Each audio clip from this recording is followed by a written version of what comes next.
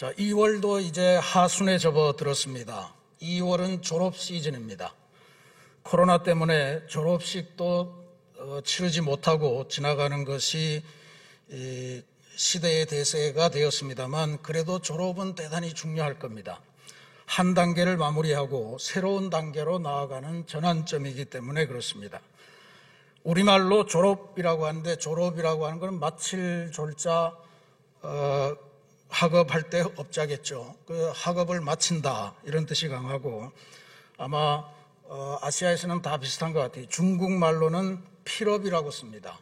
필업. 그래서 학업을 다 끝낸다, 필하다, 이제 그런 뜻을 쓰죠. 근데 영어에서는 보니까, 미국에서 보니 commencement라고 하는 단어를 많이 쓰더군요. 그래서 이 commencement가 뭔가 봤더니 이게 시작이라는 뜻을 가지고 있습니다. 마치다 보다는 시작에 더 무게를 두는 것. 미국 대학의 졸업식 보면 유명 인사들이 나와서 아주 유명한 연설들을 하곤 하죠. 그걸 commencement speech라고 하는데, 이게 우리 대한민국에서는 영어 공부 교재로 많이 사용되는 그런 경우도 있습니다. 어쨌든 졸업은 끝나는 게 중요한 게 아니고 새로 시작하는 의미가 강하니, 이 자리에 혹시 지금 다양한 학교에서 졸업하시는 분들, 새로운 시작입니다. 또 여러분의 가정에 졸업하는 분들이 있으면 새로운 시작이라 잘 고면해 주시고, 삶의 새로운 단계로 하나님 주시는 새 꿈을 품고 전진하도록 격려하시고 고면해 주시기를 부탁드립니다.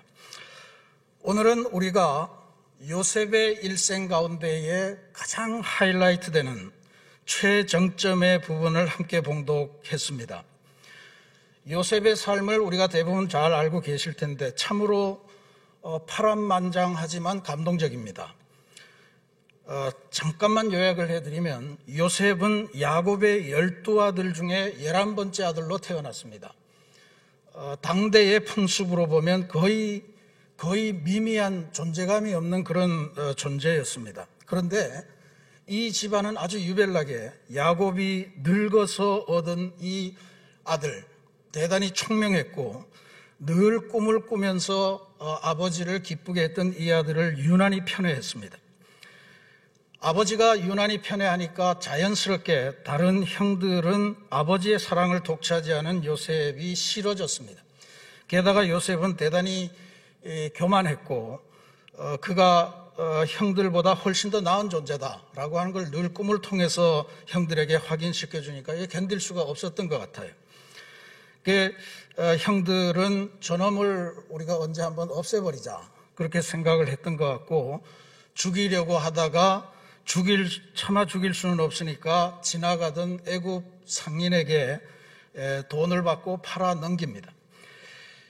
애굽에 팔아 넘겨졌다는 것은 노예가 됐다는 이야기입니다. 귀염받던 자녀에서 노예가 됐습니다. 노예가 돼서 팔려간 곳이 어디냐면 애굽에 바로왕의 경호대장인 보디발이라고 하는 사람의 집에 노예가 되었습니다. 거기서 요셉은 노예로 들어갔지만 얼마 지나지 않아서 그 집의 살림 전체를 책임지는 집안의 총무가 됩니다. 그런데 집안의 총무가 되면서 그 보디발을 아내의 유혹을 받습니다. 그 아내의 유혹을 거절했다가 그녀의 모함을 받아서 졸지에 강간 미수범으로 감옥에 갇히는 신세가 되었습니다. 감옥에서 당연히 죄수로 출발했죠. 그런데 죄수로 출발한 요셉이 그 안에서 또 금방 감옥의 총무 역할을 맡게 됩니다. 감옥은 예나 지금이나 고관들이 많이 드나드는데 거기에서 요셉도 바로왕을 측근해서 모시던 고위 관리 두 사람을 만나게 됩니다. 그리고 그 사람들의 꿈을 해석해 주면서 인생의 새로운 전기를 마련하게 되는데, 꿈 해석을 해 주었던 한 관리가 궁궐에 복귀하면서 바로에게 추천해서 이번에는 궁궐로 삶의 자리를 옮깁니다. 궁궐로 삶의 자리를 옮기게 될 때 요셉은 아마 꿈 해석가, 요즘으로 치면 점치는 사람 정도가 됐을 겁니다. 그런데 바로왕이 자기가 꿈을 꾸고 자기도 뭔 내용인지 모르는 그 꿈을 해석을 해주죠. 그 꿈을 해석해 주면서 세계 경영이라고 하는 치밀한 계획을 하나님이 들려주셔서 요셉은 그 일을 계기로 해서 이번에는 애국 전역의 살림을 책임지는 총무, 즉 국가의 총리가 되는 그러한 삶으로 전환됩니다. 그리고 나서 이제 총리가 되어서 자기를 팔고 자기를 죽이려고 했던 그 형들, 그 흉년이 되어서 먹을 것을 찾으러 왔던 이 형들과 아버지를 생각하면서 다시 재회의 꿈을 이루어가는 장면이 오늘 우리가 봉독한 말씀입니다. 요셉의 일생을 이렇게 우리가 간단하게 보지만 요셉의 일생에서 우리가 핵심적으로 보아야 될 사실이 있다면 특히 우리 그리스도인에게 중요합니다. 너나 할 것 없이 우리 모두의 인생은 하나님께서 그리시고 하나님께서 만들어 가신다라고 하는 사실입니다. 소위 우리 인생을 향한 하나님의 빅 픽처, 하나님의 큰 그림이 누구에게나 다 있다는 사실입니다. 때로 우리들에게도 요셉이 던져졌던 구덩이와 같은 그런 어려운 순간들이 있을 거예요. 죽음의 위협 같은 거 다 느끼면서 살지 않습니까? 때로는 종살이와 같은 모멸감에 시달리는 시기도 있을 겁니다. 억울하게 모함으로 인해 감옥에 갇히는 그러한 괴로움도 있을 거예요. 요셉의 삶을 비유해서 이렇게 표현할 수 있지만 형태는 다를지라도 그 아픔의 깊이, 절망의 깊이는 오늘 우리가 살아오면서 겪었던 여러 가지 것에서 발견할 수 있을 겁니다. 그런데 어쨌든 요셉의 삶을 보면 하나님께서는 이 모든 안 좋은 상황들, 이것들을 다 연결하셔서 요셉을 하나님께서 기뻐하실 인생, 하나님의 계획의 중요한 부분으로 활용하셨다 하는 것을 알 수가 있습니다. 결국 요셉은 이런 파란만장한 과정을 통해서 하나님께서 기뻐하실 승리하는 인생으로 변화되었다 하는 것을 우리가 깨칠 수 있습니다. 그런데 우리가 요셉 이야기를 읽으면서 성경이 왜 이 요셉 이야기를, 창세기 38장부터는 전부 다 요셉 이야기거든요. 끝날 때까지. 왜 성경은 요셉 이야기를 이렇게 길게 다루고 있고 그 핵심적인 내용이 뭐냐 하는 것을 우리가 잘 보셔야 됩니다. 성경은 요셉이 이 외국 땅에 가서 총리 대신이 되었다, 뭐 이런 성공 스토리를 지금 이야기하는 거에 초점이 있지가 않다는 사실입니다. 그 요셉이 지금 총리 대신이 되어서 뭐 세계를 향해서 경영을 하고 이러지만 요셉의 가장 큰 관심이 뭐냐 하면 나를 죽이려고 했고 나를 팔아 넘겼던 그 형들, 그리고 그 아버지의 이 가족과 어떻게 만날 수 있을까, 이걸 계속해서 고민하고 어떤 형태로 만나는 게 좋을까, 그래서 이런 연극 저런 연극도 해가면서 계속해서 그 과정을 만들어가는 거예요. 만약에 요셉이 총리 대신이 되는 것 자체가 중요했다면 그런 일을 굳이 신경 쓰지 않겠죠. 아니면 뭐 찾아서 복수를 하든지 뭐 그런 걸 했을 텐데 지금 요셉의 계획은 그게 중요한 게 아니다.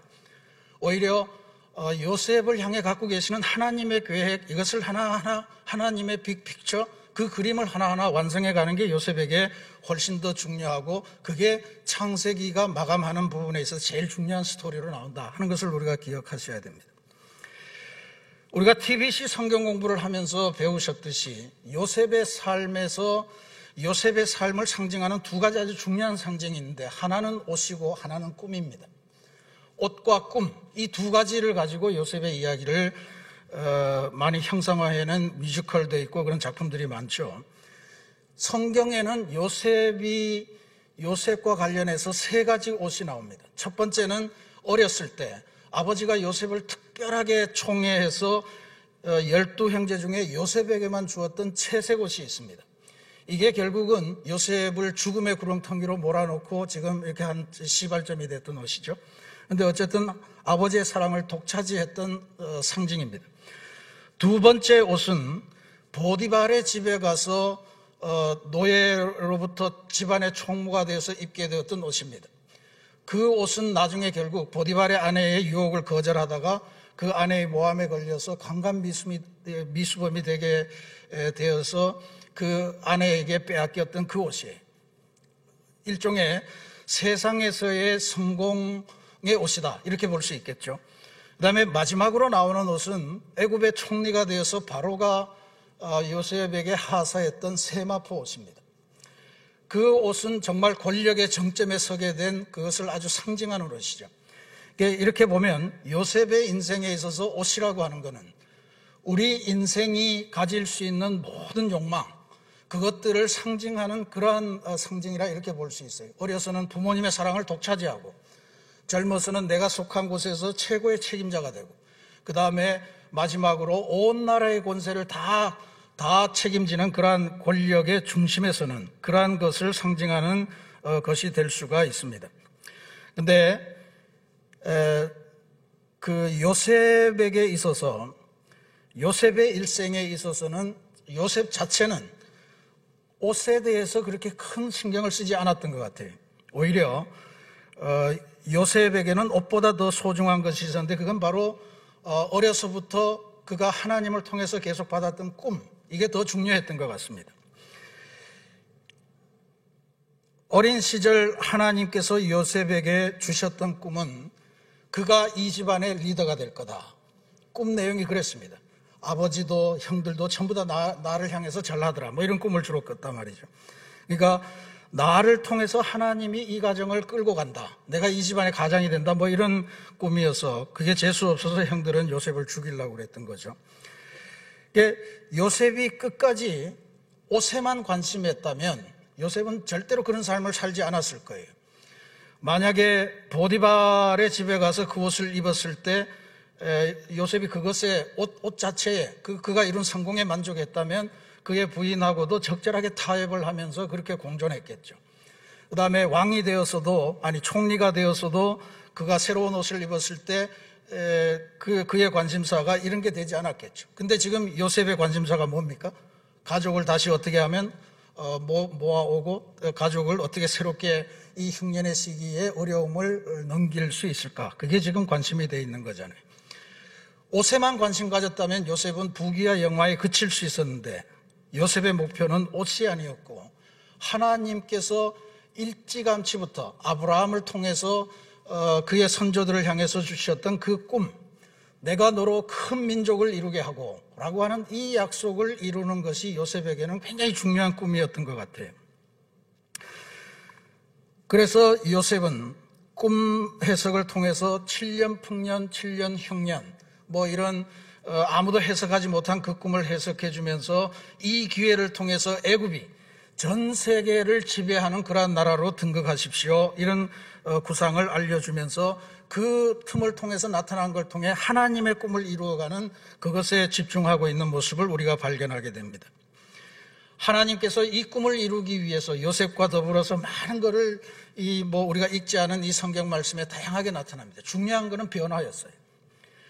요셉을 시기해서 요셉을 죽이거나 아니면 애굽 땅의 노예로 팔아버려서 우리하고는 다시는 만나지 않도록 하자라고 생각했던 그 형들은 서서히 요셉을 잃은 것, 그리고 아버지의 마음을 아프게 했던 것에 대해서 회개하는 삶을 살았던 것 같아요. 그러니까 요셉이 그걸 시험하잖아요. 막내 동생 베냐민을 너희들이 인질로 여기 남겨놓고 너희들이 다시 아버지를 모시고 와라. 그랬을 때 이 형들이 예전 같으면 그냥 자기네들이 얼씨구나 잘 됐다, 막내를 남기고 우리는 살자, 뭐 이렇게 됐을 텐데, 시몬이 나른다, 절대로 이제는 그럴 수 없다, 우리가 이전에 그런 잘못을 한 적이 있는데 얘는 아버지가 특별히 사랑하니까 내가 대신 남을 테니 우리 막내를 우리와 같이 가게 해달라, 이러면서 변화된 모습을 보입니다. 요셉도 변화돼요. 요셉도 변화됩니다. 많은 인격적인 성숙을 갖추면서 지금 최고의 지도자의 자리에 서 있는데 그의 형들을 보면서 복수심이나 아니면 그때 왜 그랬어, 뭐 이런 거를 치조하고 그러지 않습니다. 생각을 해보십시오. 아무리 동생이 잘난 척하고 교만을 떨어도 동생을 죽여 없애자, 이런 마음을 품을 형이 세상에 그렇게 많지 않을 거예요. 그걸 생각해보면 요셉이 정말 얼마나 재수없게 굴었을까, 얼마나 형들을 모멸했고 그놈을 볼 때마다 마음속에 치미는 분노, 이런 것들이 형들에게 있었다는 것을 우리가 생각해 볼 수 있습니다. 근데 그렇게 똑똑했어도 미성숙했고 주변의 사람들을 깔보고 무시하고 그렇게 했던 그 요셉도 이제는 예전의 요셉이 아니었습니다. 하나님이 변화시키셨습니다. 이 모든 것들을 다 변화시키시면서 하나로 쫙 몰아가는 것이 바로 하나님의 큰 그림이에요. 거기에서 요셉이 형들에게 오늘 말씀 5절에 보면 이런 고백을 하죠. 당신들이 나를 이곳에 팔았다고 해서 근심하지 마소서, 한탄하지 마소서. 하나님이 생명을 구원하시려고 나를 당신들보다 먼저 보내셨나이다. 이건 전부 다 하나님이 하셨다는 거예요. 형들이 잘못했고 내가 뭘 그랬고 이런 것이 아니고 모든 것이 다 하나님이 하셨다. 하나님의 큰 그림 속에 포함된 그러한 내용이라고 하는 사실입니다. 근데 45장을 읽어보면 하나님께서 나를 당신들보다 먼저 나를 보내신 것은 하나님이다 라고 하는 이 고백을 무려 6번이나 형들한테 반복해요. 요셉은 자기 인생에 어려웠던 일들, 자기 가족의 어려웠던 그 순간들을 보면서 하나님의 큰 그림의 관점에서 인생을 보기 시작했다라고 하는 것을 알 수가 있습니다. 오늘 우리가 세상을 살아갈 때도 마찬가지입니다. 우리를 향한 하나님의 큰 그림이 있다고 보면 우리들 삶에 불행하는 일, 우리들 삶에 억울한 일, 우리들 삶에 잘 안 풀리는 일, 이런 일을 볼 때마다 하나님의 큰 그림 속에 있는 거겠거니 하고 생각하시면서 이 위기를 잘 넘길 수 있는 그러한 성도 여러분들이 되셔야 할 줄로 믿습니다. 저는 요즘 세상을 보면서 요셉 같은 인생이 어디 있을까 하는 것을 보다가 오늘이 마침 2022년 겨울올림픽이 폐막하는 날입니다. 그래서 이 사람을 생각해냈어요. 이번 올림픽은 중국 사람들이 편파 판정으로 우리 마음을 아프게 했고 또 금지 약물 먹고 도핑 테스트를 통과하지 못한 사람도 선수로 그냥 올려서 경기를 하게 해서 온 세계가 다 지탄하는 그러한 올림픽이 됐는데 그중에서도 우리 선수들이 열심히 분전해서 대한민국이 나라는 작지만 여름 스포츠, 겨울 스포츠 모두가 강국이다 이런 걸 증명을 하긴 했습니다. 근데 이번에 올림픽을 열심히는 안 봤습니다만 보면서 이 선수가 점점 제 마음속에 강렬하게 다가오는 걸 느꼈어요. 왜 이 선수가 있을 때 진작 못 알아봤을까? 바로 세계 피겨의 여왕 김연아 선수입니다. 김연아와 관련된 동영상을 절로 보게 되더라고요. 그러면서 참으로 우리나라의 국보 같은 존재다. 어린 소녀가 감당하기에 너무나도 힘겨웠던 순간들이 많았는데 그걸 잘 이겨가면서 이렇게 위대한 역사를 이루었다. 참으로 이게 어떻게 이 어려움을 이겨냈을까 그런 게 궁금하기도 해서 일단 작은 동영상을 준비했는데 오늘 틀어질지 모르겠습니다. 상황이 이래서 괜찮아요? 네, 한번 잠깐만 보시죠.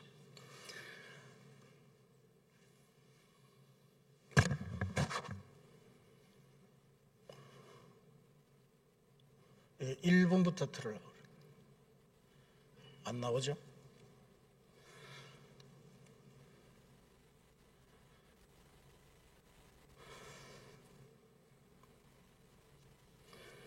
여기 보면 김연아 선수가 가졌던 부담 이런 것들이 나옵니다. 세 가지를 이야기하는데 첫 번째는 그가 경쟁자들과의 사이에 가졌던 부담, 아사다 마오 이런 선수들 나오죠. 그 다음에 두 번째는 그 자신과의 싸움에서 느꼈던 부담. 그러니까 더 이상 적수가 없을 때조차도 김연아는 늘 넘어지지 않고 실수 않고 최고의 점수를 내는 사람이라고 하는 이런 부담이 컸고, 그 다음에 꺼주세요 이제. 그 다음에 그 대한민국이라고 하는 환경이 피겨 선수로 성장하기에는 너무너무 안 된 부족한 환경을 갖고 있다는 거예요. 거기 보면 아사다 마오라고 하는 선수는 일본의 무슨 대학에서 제공한 큰 아이스 링크에 혼자서 음악을 틀어놓고 혼자서 독자 연습을 해요. 근데 김연아 선수는 어디서 연습을 하냐 하면 롯데월드 그 아이스 링크에서 5만 사람들이 다 모여있는 거기에서 연습을 할 수밖에 없어요. 그가 자서전에 쓰기를 나는 동물원의 원숭이처럼 취급을 당했다. 동물원의 원숭이를 바라보듯이 사람들은 내가 넘어질 때 낄낄대기도 했고 내가 잘하면 박수도 치고 도무지 훈련에 집중할 수가 없는 그런 상황이었다. 이런 거를 이야기합니다. 그가 7살인가에 처음으로 스케이트를 신을 때 그 스케이트는 돈을 주고 산 것이 아니고 쓰레기통에 버려지는 거를 고모가 주워다가 너한테 발 맞겠다 해서 신겨준 거래. 그걸 제대로 된 신발도 아닌데 그게 자꾸 벗겨지니까 그 이사할 때 쓰는 청테이프 그런 걸로 스케이트를 고정해 가면서 그렇게 살았다는 겁니다. 언론들은 가면 갈수록 아사다 마오와 김연아를 비교하면서 인성이 어떠네, 김연아는 표정이 없어서 뭐 기계 같으네 뭐 이렇게 하면서 부추기면서 갈등을 자꾸 만들어내고 뭐 그랬습니다. 어쨌든 이런 과정을 통해서 그가 이룬 일은 너무너무 무시무시했습니다. 13년 동안 하루 8시간 동안 스케이트를 타면서 훈련을 했습니다. 그 김연아의 김연아가 자서전을 썼어요. 자서전은 그러니까 죽기 직전에 쓰는 게 아닌 거가 맞는 것 같아요. 어느 일정 시점에 인생을 정리하고 싶으면 쓰는 것 같아요. 여러분들도 우리 3월부터 시작되는 자서전에 많이 참여하시길 바랍니다. 김연아의 자서전의 제목이 김연아의 7분 드라마입니다. 7분 드라마. 7분이 뭐냐 하면 피겨 스케이팅은 두 종목으로 구성이 된대요. 하나는 쇼트라고 하는 거고 하나는 프리라고 하는 건데, 쇼트는 그 선수의 기술이 얼마나 좋은가, 점프를 어떻게 잘하나, 회전을 어떻게 하나, 뭐 이렇게 스케이트를 얼마나 잘 타나, 이런 기술을 따지는 건데 이게 2분 50초짜리 프로그램이에요. 그 다음에 날을 바꿔서 그 다음 날에 이제 하는데 그걸 프리라고 하는데, 그거는 기술과 더불어서 예술적인 표현을 얼마나 잘하나 이걸 같이 보는 거라는데 이게 4분 10초짜리랍니다. 이거 합하면 7분 아니에요. 그러니까 이 7분의 드라마 속에 자기 인생을 투여하고 그렇게 살아가는 거예요. 근데 그런 전용 링크 하나 없이 그런 열악한 환경 속에서 순전히 개인의 노력으로 만들어갔던 그의 삶의 결실을 보면 그가 세계 대회에서 딴 금메달 숫자만 20개가 된다. 은메달, 동메달 말도 할 수 없고요. 뭐 금메달이 물론 제일 많았습니다만, 그리고 정말로 신기한 게 그가 성인 무대에 데뷔하고 출전한 모든 대회에서 그는 반드시 시상대에 올라갔다. 시상대를 포디움이라고 그러거든요.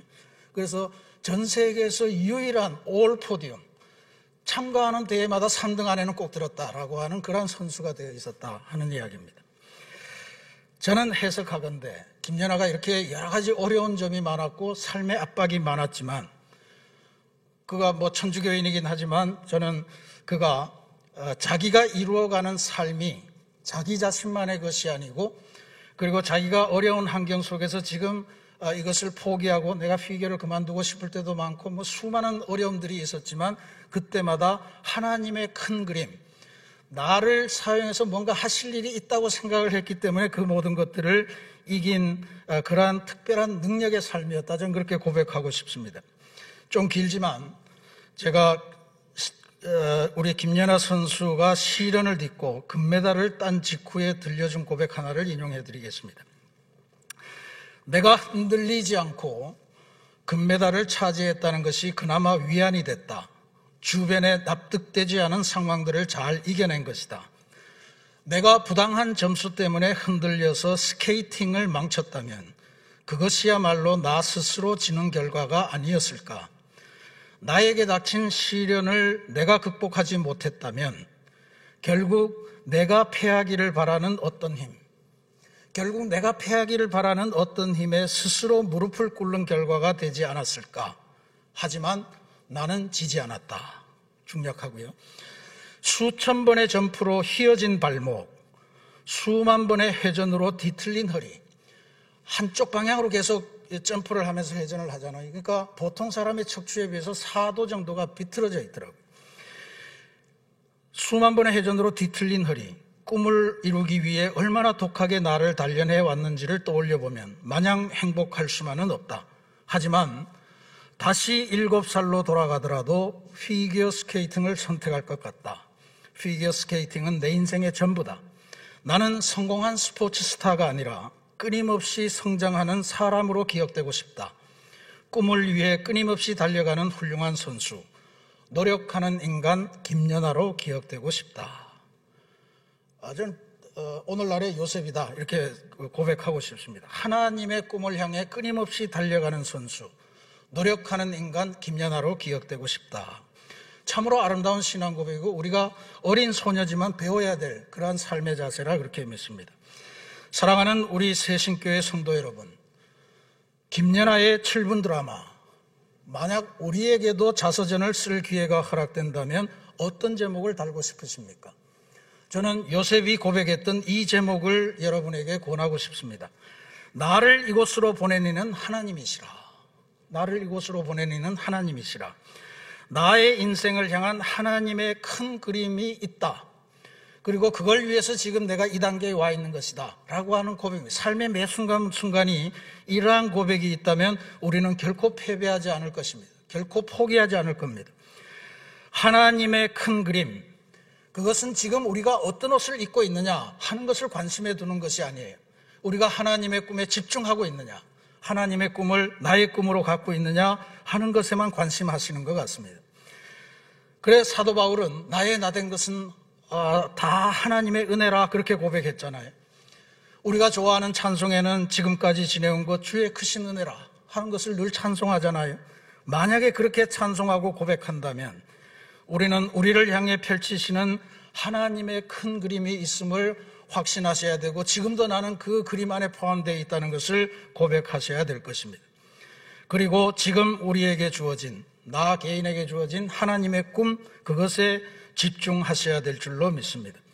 요셉은 바로 그 꿈에 집중했기에 하나님을 통해서 그가 처한 모든 상황에서 하나님께서 꺼내주시고 하나님께서 세워주시고 하나님께서 새롭게 사용하시는 하나님의 형통과 은혜를 누렸음을 기억하셔야 됩니다.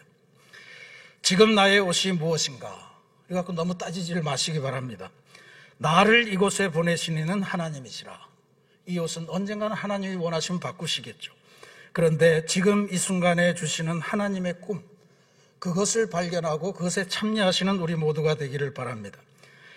지금 코로나로 인해서 어그러진 이 세계 앞에서 하나님께서는 이 세상을 새롭게 하리라 그렇게 마음을 먹으시고 새로운 선교, 새로운 하나님의 꿈에 참여하라고 우리를 초대하시는 줄로 믿습니다.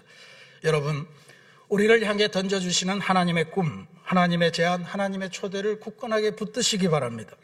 그 길이 요셉이 그의 삶을 성공했던 핵심이었습니다.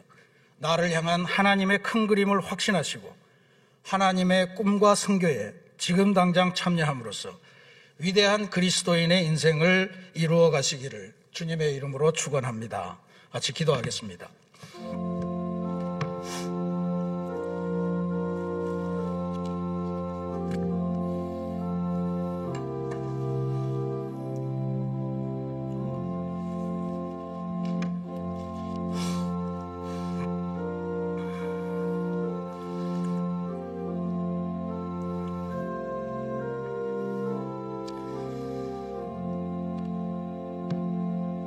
사랑의 하나님, 우리가 요셉의 일생을 바라보면서 정말 고생 많이 하더니 끝끝내